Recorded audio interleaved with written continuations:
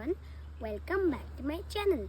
Today I am going to introduce my 25th story. The name of the story is The Tiger and the Woodpecker.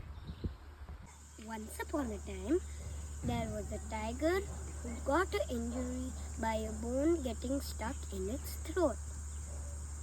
For many days he could not eat anything. He was bleeding and he was also in lot of pain. One day he saw a woodpecker sit on a stone near to him. Then he said, "Hey friend, can you please pull out this bone from my throat? I am having a lot of pain. I can't eat anything." Then the woodpecker said, "Of course I'll take it out. But can you please share me some of your food?"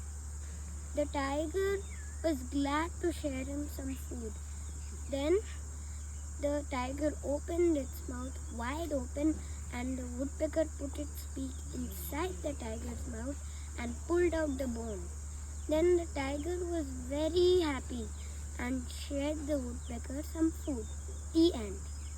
The moral of the story is you should always be compassionate to those who are suffering. Thank you. So, did you like my story? Please let me know in the comments below. If you like my stories, please do like, share and subscribe to my channel.